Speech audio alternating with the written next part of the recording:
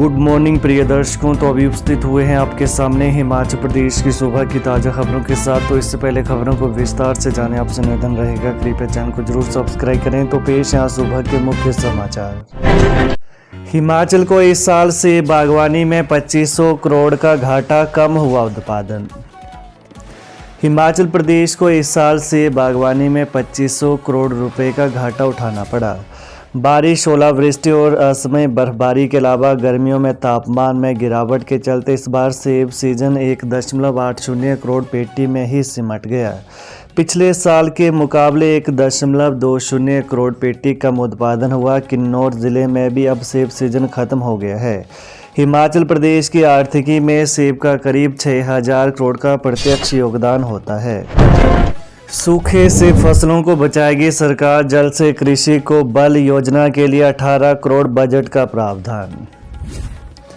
हिमाचल में समय पर बारिश न होने के कारण सूखे से किसानों की फसलें तबाह हो जाती हैं।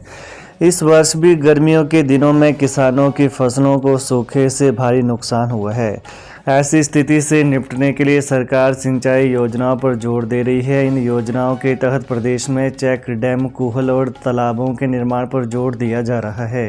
प्रदेश सरकार के जल से कृषि को बल योजना के अंतर्गत राज्य में उपयुक्त स्थानों पर चेक डैम व तालाबों का निर्माण किया जाता है। इनमें एकत्रित जल का उपयोग कर किसान व्यक्तिगत, लघु, उठाऊ सिंचाई तथा बहाव सिंचाई योजनाओं को बनाकर खेती तक पानी पहुंचाते हैं। योजना के अंतर्गत सामुदायिक लघु जल संचयन योजनाओं के क्रियान्वयन के लिए 100% व्यय सरकार द्वारा वहन किया जाता है। वर्ष 2022-23 में 25 करोड़ रुपये व्यय कर प्रदेश के 80.26 हेक्टेयर क्षेत्र में नई सिंचाई योजनाओं का सृजन कर 345 किसानों को लाभान्वित किया गया। वर्ष 2023-24 के लिए इस योजना के अंतर्गत 10 करोड़ रुपये का प्रावधान किया है। प्रदेश की 9 नदियों और खड्डों का पानी प्रदूषित, बोर्ड की रिपोर्ट में खुलासा। सूबे की नदियों और खड्डों में प्रदूषण बढ़ता जा रहा है। केंद्रीय प्रदूषण नियंत्रण बोर्ड की इस साल की रिपोर्ट के मुताबिक प्रदेश में 37 नदियों पर 136 स्थानों पर नदियों की जल गुणवत्ता की जांच की गई।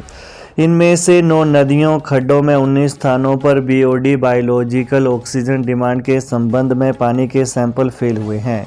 अश्विनी खड्ड, बद्दी की बालद, सिरमौर की गिरी, रामपुर की मारकंडा, रोहड़ू की पब्बर, नालागढ़ की रत्ता, रोहड़ू की शिकारी खड्ड, नालागढ़ की सरसा और परवाणू की सुखना खड्ड में प्रदूषण का स्तर तय मापदंडों से ऊपर है। बता दें, शिमला में बहने वाली अश्विनी खड्ड प्रदेश की सबसे प्रदूषित नदी है। औद्योगिक अपशिष्टों के अनियमित निपटान, बिना ट्रीटमेंट, सीवेज और कृषि गतिविधियों से निकलने वाले अपवाह के कारण नदियां प्रदूषित हो गई हैं।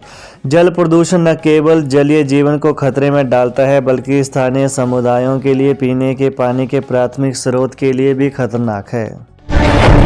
प्रदेश का पहला इलेक्ट्रिक विभाग, इन गाड़ियों के इस्तेमाल से हुई 80 लाख रुपए की बचत। हिमाचल में सुक्खू की सरकार का 1 साल पूरा होने वाला है। मुख्यमंत्री सुखविंदर सिंह सुक्खू ने मुख्यमंत्री बनने के बाद हिमाचल को 2026 तक हरित राज्य बनाने का ऐलान किया था। इसके लिए प्रदेश में इलेक्ट्रिक वाहनों को बढ़ावा देने की बात कही गई थी। इसी कड़ी में परिवहन विभाग ने इलेक्ट्रिक वाहनों को बढ़ावा देने के लिए अद्भुत पहल की। परिवहन विभाग ने अपने सभी डीजल गाड़ियों को इलेक्ट्रिक वाहनों में तब्दील किया। परिवहन विभाग अभी तक पूरी तरह से इलेक्ट्रिक गाड़ियों का इस्तेमाल करने वाला हिमाचल देश का पहला विभाग है। केंद्र को चुकाई 203 करोड़ की रिकवरी, जीएसटी रिकवरी में बीते साल के मुकाबले 12% का उछाल। आबकारी और कराधान विभाग ने केंद्र सरकार को जीएसटी पर 203 करोड़ 45 लाख रुपए की रिकवरी का भुगतान किया है। रिकवरी में करीब 12% का उछाल देखने को मिला है। बीते साल नवंबर महीने तक राज्य ने 181 करोड़ 27 लाख रुपए की रिकवरी का भुगतान किया था और इस साल 22 करोड़ 18 लाख रुपए का अंतर आया है। जीएसटी में यह रिकवरी पैकेजिंग मटेरियल और अन्य माल पर चुकाए गए टैक्स का ही रूप है। दरअसल जीएसटी के माध्यम से राज्य का कर प्रदेश की ट्रेजरी में जमा होता है।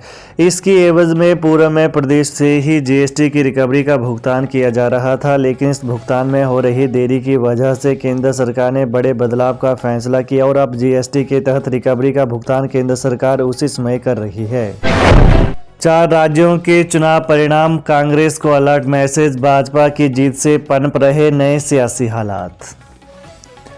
देश के 4 में से 3 बड़े राज्यों मध्य प्रदेश, राजस्थान व छत्तीसगढ़ में भाजपा ने प्रचंड जीत हासिल की है।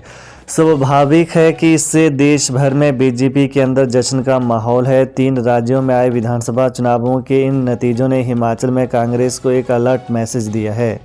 3 राज्यों के चुनाव परिणाम बताते हैं कि सरकार को प्रदेश में अब सामान्य गतिविधियों में हर कार्य करना होगा।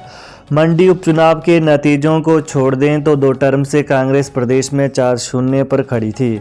वर्ष 2024 में प्रस्तावित लोकसभा चुनावों के कुछ महीने पहले जिस तरह से देश में चुनावी बयार बदली है, उसे कांग्रेस को गंभीरता से लेने के लिए अलर्ट कर दिया है। सीएम सुक्खू ने दिए संकेत, सरकार जल्द करेगी बोर्ड निगमों में नियुक्तियां।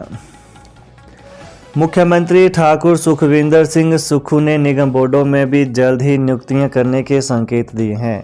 इसके तहत ऐसे कार्यकर्ताओं को तवज्जो दी जाएगी जो बीते 20-25 वर्षों से संगठन का झंडा उठाते आ रहे हैं। उन्होंने कहा कि एनएसयूआई और युवा कांग्रेस से निकलकर कई कार्यकर्ता संगठन में आगे आए हैं। इसके अलावा मुख्यमंत्री ने पिछले कल ओक्टोबर में कहा कि कांग्रेस पार्टी व सरकार व्यवस्था परिवर्तन के दौर से गुजर रही है और आने वाले समय में कई बदलाव देखने को मिलेंगे। उन्होंने कहा कि इस व्यवस्था परिवर्तन से हिमाचल प्रदेश में विकास की गति तेज होगी और हिमाचल प्रदेश की जनता को लाभ मिलेगा। प्राथमिक शिक्षा ढांचे से नहीं होगी छेड़छाड़, प्रधान शिक्षा सचिव ने प्राथमिक शिक्षक संघ को दिया भरोसा। प्राथमिक शिक्षा के ढांचे में किसी भी तरह की छेड़छाड़ नहीं की जाएगी और इसे यथावत ही रखा जाएगा। राज्य सचिवालय में आयोजित बैठक में प्रधान शिक्षा सचिव राकेश कंवर ने प्राथमिक शिक्षा संघ को भरोसा दिलाया कि शिक्षा में गुणात्मकता लाने को लेकर जारी की गई अधिसूचना में प्राथमिक शिक्षक संघ के सुझावों के बाद पुनः जारी किया जाएगा। बैठक में प्राथमिक शिक्षक संघ ने गत 29 नवंबर को जारी अधिसूचना में आवश्यक संशोधन हेतु अपने विभिन्न प्रस्ताव रखे। 75 CHT को कारण बताओ नोटिस, बैठक से किनारा करने पर डिप्टी डायरेक्टर की कार्रवाई। राज्य के शिक्षा सचिव द्वारा जारी स्कूल क्लस्टर गाइडलाइन पर अमल करने के लिए उपनिदेशक प्रारंभिक शिक्षा विभाग बिलासपुर की ओर से झंडुता में बुलाई गई जिला के 5 में से 3 शिक्षा खंडों की बैठक से सेंटर हेड टीचर CHT ने किनारा कर लिया। इस पर कड़ा संज्ञान लेते हुए उपनिदेशक ने बैठक का बहिष्कार करने वाले तीनों ब्लॉकों के लगभग 75 CHT को कारण बताओ नोटिस जारी कर जवाब तलब किया है। बैठक में सीनियर सेकेंडरी स्कूलों के प्रिंसिपल, हेडमास्टर, BEEO और CHT को आमंत्रित किया गया था।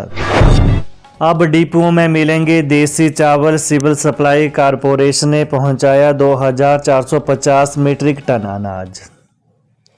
डिपुओं के चावल से मुंह मोड़ने वाले प्रदेश के लाखों उपभोक्ताओं के लिए अच्छी खबर है। दरअसल अब सरकार द्वारा हिमाचल में पैदा हुए चावल को डिपुओं तक पहुंचाने की व्यवस्था की जा रही है। प्रारंभिक चरण में 3 जिलों में 2450 मीट्रिक टन चावल डिपुओं तक सिविल सप्लाई कारपोरेशन द्वारा पहुंचाया जा चुका है। सिविल सप्लाई कारपोरेशन प्रदेश के किसानों से धान खरीदकर डिपुओं के माध्यम से उपभोक्ताओं को देशी चावल वितरित कर रही है। सिविल सप्लाई ने देशी चावलों को डिपुओं के माध्यम से बेचना शुरू कर दिया है। तो ये हैं प्रातः के मुख्य समाचार। तो प्रदेश की ताज़ा खबरों को जानने के लिए कृपया चैनल को अभी सब्सक्राइब करें। धन्यवाद। जय हिंद, जय हिमाचल।